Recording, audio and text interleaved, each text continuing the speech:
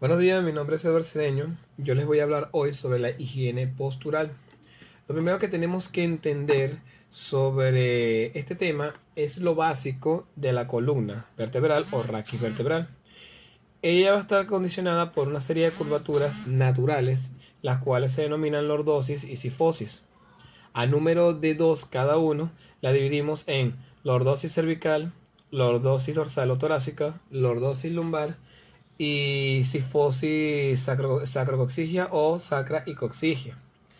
En otros términos, para ubicar mejor a qué curvatura nos estamos refiriendo, en el caso de la lordosis es aquella curvatura que tiene una morfología cóncava, mientras que la sifosis son las morfologías convexas.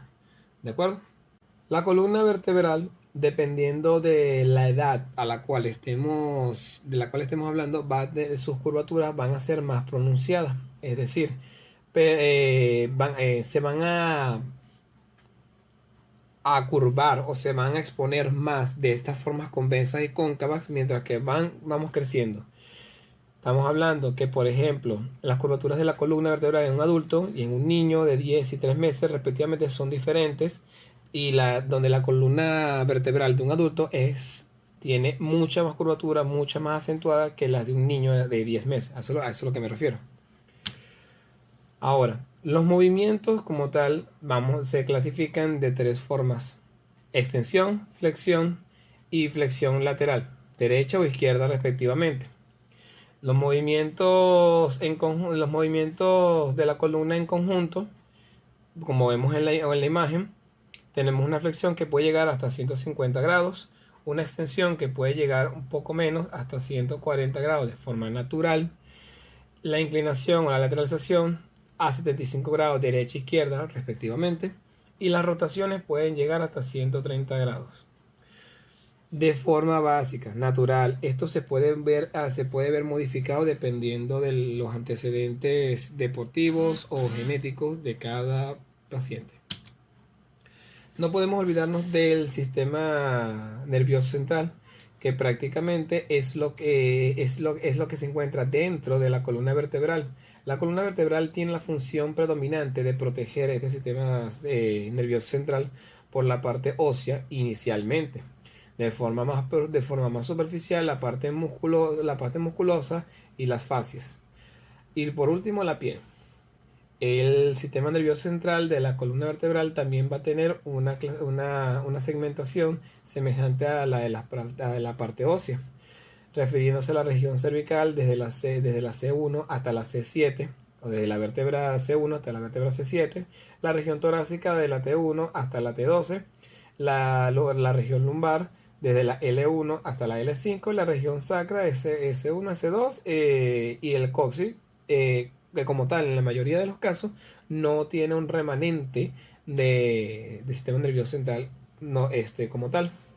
La parte muscular, tenemos los músculos, valga la redundancia, los paravertebrales. Tenemos tractos profundos y tractos superficiales. Solamente lo coloco a manera de visualización generalizada, pero tenemos que tomar en consideración que gracias a estos músculos, que son los más profundos, tenemos ramos profundos y ramos mediales, pero son los que le siguen a la parte de ósea de la protección del sistema nervioso central, son los que ayudan a la movilización sin complicaciones de forma natural de la columna vertebral propiamente hecho, flexión, extensión y rotaciones. Ahora veamos el tema un poco más a profundidad. Vemos una imagen de un hombre con una postura, entre comillas, erguida, y con una postura, entre comillas, no erguida. Vemos la imagen de una mujer, entre comillas, erguida, y entre comillas, no erguida. Coloco entre comillas, ¿por qué? Porque hoy en día la higiene postural está condicionado a muchos factores para poder determinar si la persona tiene una buena posición. Si tiene una flexión muy exacerbada o una extensión muy exacerbada. Ahora, tenemos que definir bien los conceptos clásicos. Por ejemplo, desde 1996 que podemos determinar un concepto apropiado sobre lo que es la postura correcta y la postura viciosa, dice lo siguiente: toda aquella que no sobrecarga la columna ni a ningún otro elemento del aparato locomotor, mientras que una postura viciosa es la sobrecarga a las estructuras óseas tendinosas, musculares, vasculares, etcétera, desgastando el organismo de una manera permanente, en uno o varios de sus elementos, afectando sobre todo a la columna vertebral. Vemos a continuación una serie de posiciones en el caso de los hombres, donde la última posición es la más acertada en cómo deberíamos tener una postura erguida ante cualquier situación. En el caso de las mujeres, estas son las posturas clásicas en relación con ámbitos de trabajo. Ahora, determinemos qué es el concepto de ámbitos posturales. Desde 1995 podemos definirlo como, de forma básica, cuando una determinada postura se automatiza por su repetición constante, se instauran los llamados hábitos posturales. Es decir, repetimos constantemente en el tiempo una posición, nuestro cuerpo se adapta, nuestros músculos se estiran o se elongan lo suficiente para sentir, entre comillas, esa comodidad, mas no quiere decir que esté correcta. Y por fin llegamos a la frase apropiada para lo que se refiere a una buena higiene postural, una postura armónica. La definimos como la postura más cercana a la postura correcta, que cada persona puede conseguir según sus posibilidades individuales en cada momento y etapa de su vida. Hacemos un pequeño paréntesis para poder entender algo muy básico de la higiene postural que presentamos desde pequeños, la cual normalmente es muy mala. Según el escritor Casimiro de 1999, el psicólogo, comprobó que al final de la primaria, aproximadamente a los 12 años, y secundaria a los 16 años, se produce una involución estadísticamente significativa en la postura de los escolares. Vemos a continuación la imagen, prestemos un momento de atención. Vemos que dice, postura durante el transporte de las mochilas de peso excesivo. El niño que tiene la viñeta azul positiva dice que es una postura adecuada. Vemos que la postura está relativamente erguida, sin sufrir una sobrecarga en ninguna de las distintas regiones de la columna vertebral. Ahora veamos al niño que tiene el símbolo de negativo, el símbolo incorrecto. Vemos que la primera sobrecarga que va a verse afectada es la columna cervical, si lo vemos de forma descendente. Y la segunda parte que se ve sobrecargada es la parte lumbar, donde hay un aumento en la curvatura de esta misma para poder sopesar la carga que cae por gravedad. En el caso de la cervical, la cabeza está desplazada hacia adelante, es decir, está exacerbando, está incrementando las curvaturas naturales y por ende el tronco está inclinado hacia adelante. Una imagen más clara de un niño con un bolso grande, como debería verse a continuación de forma adecuada. ¿Cómo? Tiene que ver el bolso. Normalmente existen muchos tipos de bolsos y estos bolsos están adaptados para este tipo de cosas, pero normalmente no vienen con un manual ni nadie les explica el por qué los bolsos llevan este tipo de propiedades. Ahora se las explicamos a continuación. Cuando los bolsos tienen los tirantes anchos, que es una de las normativas, eso nos va a promover a que la circulación sea más constante y no haya una sobrecarga de peso en un área específico de la musculatura y por ende no haya tanto dolor en esa parte de los hombros. La carga debería ser ligera en el caso de los niños, no más de 15 a 20% de su peso corporal. Este peso como tal debería estar distribuido entre los múltiples compartimientos. Debería estar acolchado para la espalda para reducir la presión de la parte posterior. Y debería también tener cinturones de cadera y pecho para transferir el peso de la parte posterior de las caderas y el pecho. Qué linda la playa. Ahora, vamos con los hábitos comunes y corrientes y diarios que toda persona tiene. Empecemos por la parte de la bipedestación o estar de pie. La estática. Las personas que están constantemente en una estática dependiendo si tienen problemas a nivel de sus miembros inferiores, por ejemplo, pie cóncavo, pie convexo, pie plano, o tienen ciertas aperturas, tienen las aperturas clásicas, genuvalgo, genuvaro, vamos a tener una cierta limitación, unas ciertas dolencias con el pasar del tiempo a nivel de la columna, por una sobrecarga.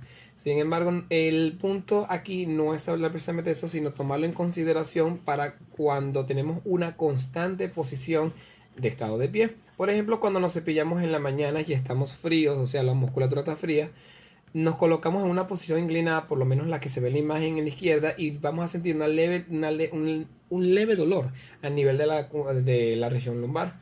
Pero si nos erguimos un poco, eso disminuye. ¿Por qué? Porque es la parte natural, la posición natural contra la gravedad que esta columna puede soportar. ¿Cuál es la recomendación? Tener la mano más alto o no estar agachado o no estar en flexión más tiempo del debido. ¿Cuándo puede ser este? No más de un minuto para no sentir este tipo de sobrecarga. Mismas reglas en el caso de otro tipo de labores del hogar, pero aquí voy a agregar un ítem, algo importante. Deberíamos estirar y calentar, vulgarmente hablando, que en el mundo del deporte se le dice condicionamiento neuromuscular. Estamos hablando de que las personas deberían dedicarse a hacer ejercicios previos de estiramiento o de calentamiento, como los que en educación física nosotros tuvimos en un principio. ¿De cuánto? 5 o 10 minutos, y más si son personas de edades avanzadas, porque el cuerpo no actúa igual y se desgasta y se cansa mucho más rápido y por ende cuesta estirarlo, cuesta calentarlo más. Estas serían las posiciones adecuadas para poder hacer este tipo de labores, por lo menos barrer o aspirar, siempre con una postura erguida. ¿Cuál sería la postura erguida?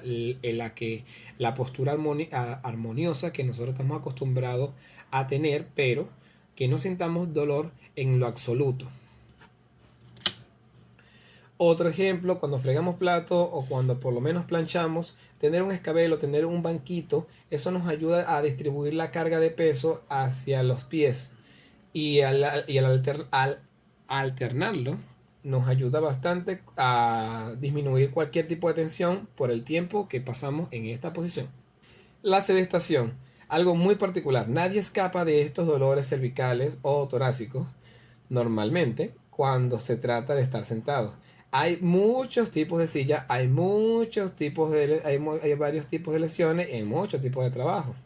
¿Cuál sería la posición correcta para trabajar? De manera inicial, tomemos en consideración la imagen C, donde tenemos una posición armónica básica, donde nuestro espaldar, o la parte de la región torácica y lumbar, específicamente a partir de la T10 a la L3 aproximadamente, donde se encuentra la lordosis, si no me equivoco, ¿sí? ¿No? La lordosis, ajá, ella se va a ver pronunciada pero relajada ante un acolchado adecuado para este tipo de trabajo o labores constantes. Cuando tenemos banquito o no tenemos ningún tipo de espaldar, hay una sobrecarga condicionado a la manera que creemos adecuada para que no nos duela tanto. Tenemos una imagen más clara cuando se trata de no tener un espaldar de cómo se ve afectada la columna, donde en este caso la sobrecarga inicialmente va hacia la columna cervical y por consiguiente a la columna torácica. Sentarse y levantarse.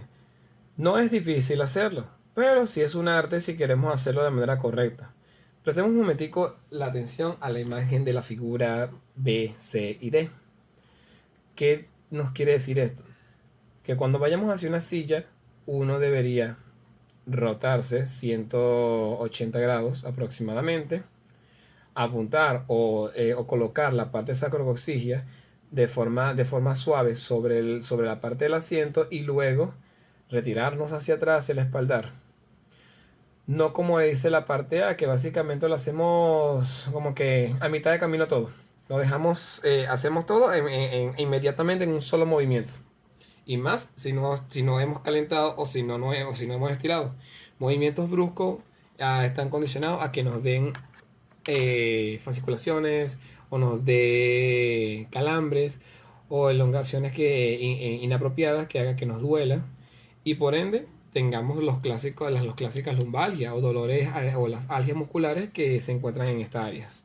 Otro ejemplo, de manera más clara, pero aquí vemos directamente la lesión que se ve las figuras en rojo de la columna vertebral propiamente. La número uno es la menos sobrecargada. Esta sobrecarga, a pesar de que es una silla adecuada que promueve a que tengamos una posición cómoda, nos demuestra que al estar rojo hay una sobrecarga por el tiempo que estamos sentados. ¿Cuánto deberíamos estar sentados en una silla, trabajando, jugando, estudiando, o investigando, o haciendo cualquier tipo de cosas? Miren, no deberíamos pasar más de 20, 30 minutos para luego pararnos, estirar el cuerpo, hacer otros movimientos y luego nos volvemos a sentar. Cuando pasamos más de ese tiempo empezamos a sentir ciertas lesiones que lo sentimos como los famosos pesos que tenemos o que nos duele el cuello, nos duelen los trapecios. Pero en realidad es una sobrecarga que viene de lo más profundo hacia lo más superficial del cuerpo. Obviamente la número 2 no vamos a prestar atención que está más sobrecargado que nunca. Levantar objetos. Una buena manera de hacerlo, una mala manera de hacerlo.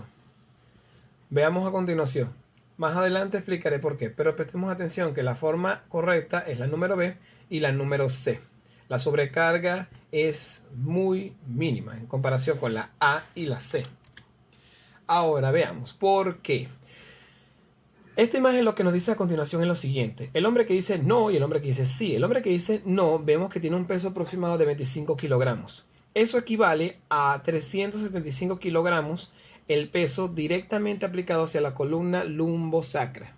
En este caso, ¿qué quiere decir? Lo que nosotros vayamos a cargar y lo cargamos en esta posición donde dice no, tenemos que multiplicarlo por 15, de 11 a 15 veces su peso, y esa es la cantidad de peso a la que le estamos aplicando a esa pobre columna. Y por eso es que vienen los lumbagos, los famosos lumbagos. No quiere decir que la posición correcta, que es la que vemos en el sí, no hay una sobrecarga. Hay una sobrecarga, pero es entre comillas natural. ¿Por qué digo entre comillas? Porque aquí hay un límite básico de 75 kilogramos que puede resistir esta columna, pero eso puede modificarse a mucho más con un entrenamiento adecuado a la parte lumbar y a los músculos paravertebrales. La forma de trasladar objetos también tiene una tendencia de lesionarnos si no lo hacemos de la forma correcta. Veamos la forma A, la forma clásica de trasladarlo cuando se trata de trabajo rudimentario, y hasta la forma clásica de trasladar a través de centros comerciales o aeropuertos, maletas. ¿Cuál sería la forma adecuada? La B, claramente, y la C. La sobrecarga es equilibrada de una forma correcta en toda la columna. No hay más, el peso se transfiere en toda la columna de forma equitativa, en pocas palabras.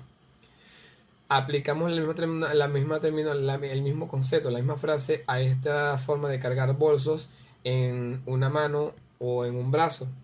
La esencia es distribuir el peso de forma equitativa y que no dure más de 5 a 15 minutos este peso de un solo lado, porque al final nos va a pasar factura la columna. Para subir, bajar las cosas, siempre es preferible tener un elemento como un escabel, una escalera o un banquito de forma correcta. No exacerbar los movimientos más allá de lo que se debe. Para descansar, una silla o un sofá semejante siempre debería tener un banquito, un escabel, para que pueda descansar la parte de las rodillas, la pierna, y la transferencia o la caída de las piernas no sea tan brusca y que no aplique tanta presión hacia la columna. Para conducir, la mejor forma, la B. Siempre estamos acostumbrados a conducir de esta forma cuando estamos en una cola o esperando, y nos creemos que no podemos acostar, y luego viene una sobrecarga, como se veía en la figura anterior de la silla, directamente hacia la columna cervical. La forma de dormir, la B, es la mejor forma. Vemos el por qué. Cuando dormimos en decúbito lateral, dependiendo de la almohada y dependiendo de la lesión que podamos tener de base, aquellas personas que tienen rectificación cervical o tienen cervical o cervicobraquialgia, veremos que se va a ver menos o más afectada dependiendo de la altura de la misma almohada. Por eso las almohadas ergonómicas, las almohadas terapéuticas normalmente son adecuadas para esto. Mi recomendación, y por experiencia propia, las famosas almohadas de pluma. Son caras, no se consigue, pero no quiere decir que no hagan lo que tienen que hacer. Vemos las posturas para dormir correctamente de una manera más clara con una almohada en la región poplitea o entre las piernas, para poder mejorar la transferencia de cargas. Por último, quiero hablarle de los estiramientos. Son ejercicios que lo podemos conseguir en cualquier deporte o disciplina que tenga que ver con el mejoramiento y el mantenimiento de la salud corporal. Por eso siempre recomiendo para las personas, sin importar la edad, que se dediquen 15 a 30 minutos de un estiramiento adecuado al principio de su día y al final de estos. Quiero terminar con una frase personal, la cual dice de la siguiente forma: nunca sabrás el valor y la verdad de tu potencial si no investigas dónde poder explotar tu potencial. Gracias por su atención. A continuación, le dejo un quiz de manera rápida que tiene que ver con el seminario que acaban de oír anteriormente, donde tenemos una serie de preguntas. Defina la postura armónica, higiene postural y hábito postural. Tenemos que tener bien claros estos conceptos para evitar confusiones. Diferencia entre postura armónica, higiene postural y hábito postural. Tenemos que tener claro también estas diferencias y sobre todo lo que es la postura armónica. Reglamento de un bolso adecuado en la espalda de un menor de edad. ¿Y cuál es la mejor postura para dormir? Explique o describa lo anterior. Gracias.